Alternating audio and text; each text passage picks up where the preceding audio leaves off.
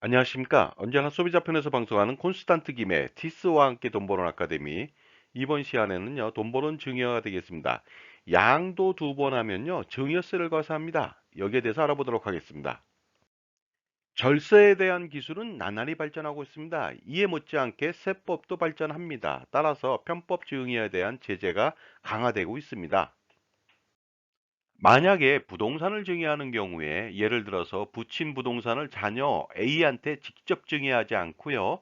동생한테 양도하고 나서 동생이 다시 조카 A에게 양도하는 경우도 있습니다. 이런 경우 문제가 없을까요? 그런데 이렇게 두 번 양도하고 나면 증여세를 과세합니다. 동생이 형으로부터 부동산을 양도받고 나서 3년 이내에 조카에게 다시 양도하는 경우, 이때 형이 자녀 A에게 직접 증여한 것으로 봐서 증여세를 과세한다는 뜻이 되겠습니다. 자, 그렇다면 사례를 통해 알아보도록 하겠습니다. 형이 동생한테 부동산을 양도했습니다. 그리고요, 동생은 부동산을 양수한 다음에 3년 내에 부동산을 형의 자녀한테 양도하는 것이 되겠습니다. 자, 이렇게 두 번 양도하면 증여세를 과세한다. 법률 근거가 있습니다. 상속세 및 증여세법 제44조에 나와 있습니다. 배우자 등에게 양도한 재산의 증여 추정이 있습니다. 예를 들어서 특수관계인에게 양도한 재산을 그 특수관계인이 양수일로부터 3년 이내에 당초 양도자의 배우자, 직계비속 등에게 다시 양도한 경우는 증여로 봐서 증여세를 과세합니다. 물론 두 번의 양수도를 통해서 소득세가 그 증여세보다 많은 경우에는 그렇지 않습니다. 자, 그런데 왜 이런 법규를 만들었을까요? 그것은 위장거래 때문에 그렇습니다. 바로 가공거래로 간주했기 때문에 그런데요. 예를 들어서 동생한테 가짜로 거래하고 나서요. 또 자신의 아들한테 가짜로 양도하는 것이 되겠습니다. 결국 뭐냐면은요. 아들한테 증여하는 것을 어떻게 보면 쓰리 쿠션으로 돌린 것이죠. 자, 예를 들어서 형이 부동산을 동생한테 증여함에 있어서 양도 차익이 없게 해서 10억 원의 양수도 할 수 있죠. 그리고 나서 다시 동생이 양도 차익 없게 10억 원의 그 조카한테 부동산을 양수도 한다. 이렇게 됐을 때는요, 취득세만 들어가지 그 양도세도 들어가지 않고 증여세도 들어가지 않게 되는 것이죠.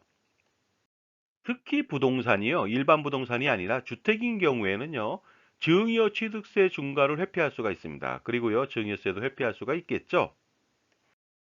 자, 그러므로 동생한테 10억 원의 부동산을 양도하고 나서 동생은 3년 이내에 그 조카한테 10억 원에 다시 양도하는 경우 당연히 부친이 아들한테 직접 증여한 것으로 봐서 증여세를 과세한다는 뜻이 되겠습니다. 그렇다면 증여세는 어느 정도 나올까요? 증여세, 부동산 10억 원에 대해서 5천만 원 증여재산 공제하고 9억 5천만 원 과세 표준에 30% 적용하면 되겠죠? 따라서 증여세는 2억 2,500만 원이 되겠습니다. 물론 두 번의 양수도를 거쳐서 2억 2,500만 원보다 소득세가 더 나왔다. 이랬을 때는 적용하지 않습니다.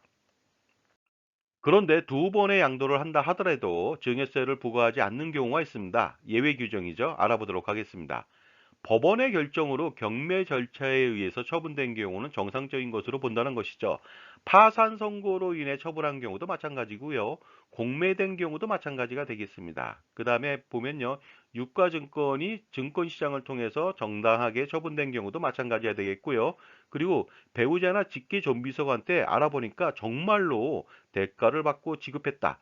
양도했다. 이런 것이 명백하다고 인정되는 경우에는 예외 규정을 적용합니다. 그리고요, 혹시라도 증여세를 과세하는 경우에는요, 그동안 냈던 소득세는 과세하지 않습니다. 한편 양도세가 증여세보다 더 많은 경우에는 적용 제외된다고 되어 있습니다. 예를 들어서 형이 동생한테 양도한 경우 양도세하고 동생이 조카한테 양도한 경우 양도세의 합이 증여세보다 많은 경우에는 제외되는데요. 그런데 궁금한 게 있습니다. 과연 소득세를 더 많이 내고 굳이 양도할 필요가 있을까요? 당연히 증여하는 것이 낫겠죠. 하지만 이런 경우는 있습니다. 주택을 증여하는 경우에는요. 증여 취득세 중과를 피할 수가 없거든요. 최고 13.4%가 되겠습니다. 따라서 증여 취득세 중과를 회피하기 위해서 이런 방법을 쓰는 경우도 있지 않을까 하는 생각은 가져봅니다. 그리고 그렇다면요, 양도한 후 3년이 경과한 이후에 양도하면 적용이 제외된다고 되어 있습니다. 그러나 이것도 문제는 남아 있습니다.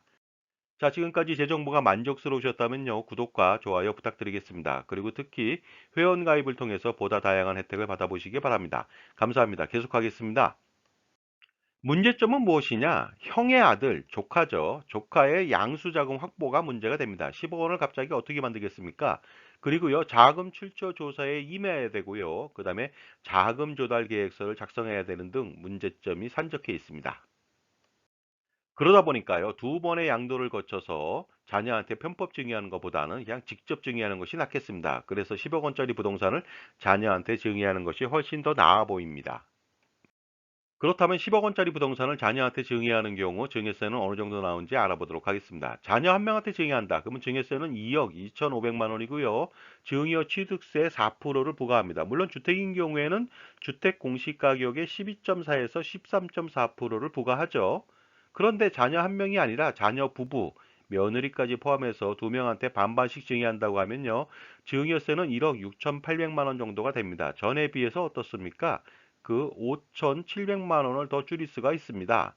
그리고요, 자녀 가족한테 증여할 수도 있겠죠. 자녀 부부하고 손자녀 한 명까지 끼었다. 그러면요, 증여세는 1억 5,100만 원에 불과하다 보니까 보다 효과적인 절세 전략을 강구할 필요가 있을 것 같습니다.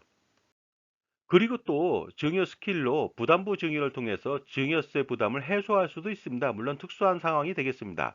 그리고요, 단순 증여를 통해서 효과적으로 임대보증금을 활용할 수도 있습니다. 그러므로 두 번의 양도를 거쳐서 편법 증여하는 것보다는요, 자신한테 꼭 맞는 최적의 솔루션을 찾을 필요가 있습니다. 그리고 무엇보다도 최적의 솔루션은 바로 지금 실행하는 것이 되겠습니다. 그런데 증여를 함에 있어서 어떤 분들은요, 2023년도 이후에 하자고 하는 분들이 계십니다. 왜냐하면요, 2023년도에 하면은 보다 좋은 효과가 있을 것 같기 때문에 그렇습니다. 예를 들어서 주택 가격이 하락하고 있다는 점하고요, 공시 가격이 더 떨어질 수가 있다는 점, 그 다음에 자녀 증여재산 공제가 5천만 원에서 1억으로 확대되다 보니까요, 2022년도보다는 2023년도에 증여하는 것이 더 낫다고 생각하는 분이 계십니다. 과연 그럴까요? 그러나 증여 시기를 늦춰서 생기는 문제가 더 큽니다. 예를 들어서 조기 사망하는 경우가 있겠죠. 증여자의. 그랬을 때 상속세는 피할 수 없고요. 그다음에 증여재산 합산 문제도요. 예를 들어서 빨리 하면은 10년, 5년이 금방 갈 수 있는데 그 부분에 대해서 문제점이 남아 있습니다. 따라서 내년보다는 올해 증여하는 것이 더 유리하다고 저는 생각합니다. 그리고요, 감정평가 조절로 부동산 가격을 최저 감정을 할 수가 있습니다. 그리고요, 내년도에 증여했을 때 취득가액 시가 반영 증가분하고요, 공시가격 하락분을 비교해 봤을 때는요, 제가 볼 때 증가분이 더 많을 것 같습니다. 그리고요, 증여재산 공제가 그 올해보다 내년도에 5천만 원을 더해 주거든요. 이 부분은 추후에 추가 증여로 해결이 가능할 것 같습니다. 그러므로 현명한 증여 선택을 할 필요가 있겠습니다. 증여는 지금 하는 것이 가장 중요하고요. 증여는 내년보다 올해가 더 유리합니다. 자, 지금까지 양도를 두 번 하면 증여세를 과세한다는 점에 대해서 말씀 나눴습니다. 감사합니다.